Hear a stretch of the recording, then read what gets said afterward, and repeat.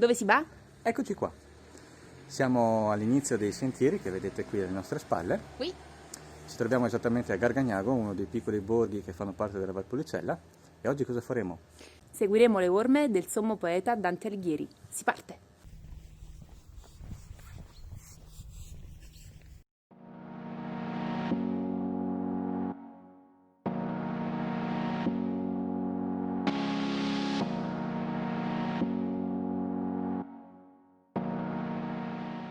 Eccoci qui al primo svincolo, dopo un trattino di strada asfaltata. Adesso ci nutreremo su... Parte il sentiero alle nostre spalle.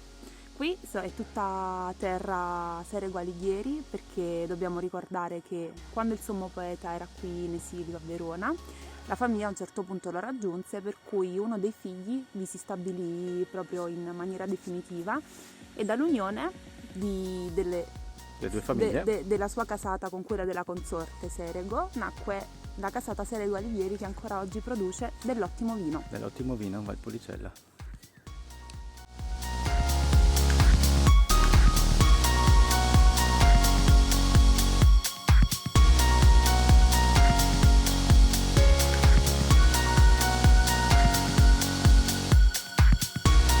Qui è anche zona di produttori di olio, e infatti alle mie spalle stanno tirando giù le olive.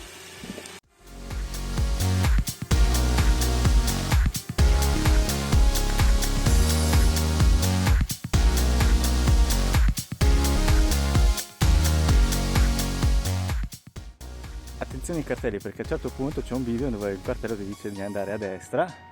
E Samuele stava andando dritto nelle vigne. Invece bisogna andare dritto in mezzo alle vigne. Dritto per dritto. E qui si arriva a quest'altro cartello, quindi continueremo il nostro percorso panoramico.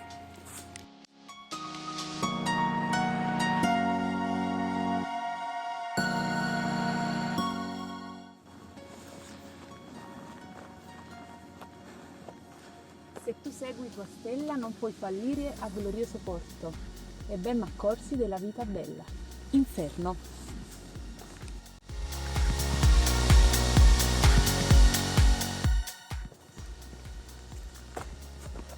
Questo è il Vaio dell'Amarone, da cui ho preso il nome di vino Amarone, perché questa è zona di Amarone, ragazzi.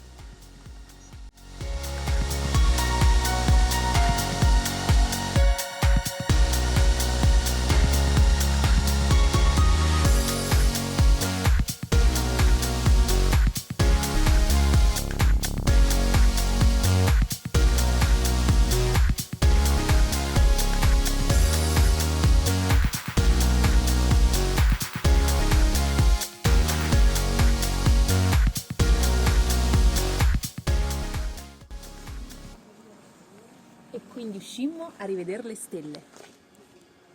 La nostra avventura termina qui. Un sentiero molto facile, panoramico, molto panoramico. Sì, adatto a tutti quanti, anche con i bimbi. Passeggini anche no, perché a un certo punto si va sullo sterrato, ma zainetti assolutamente sì.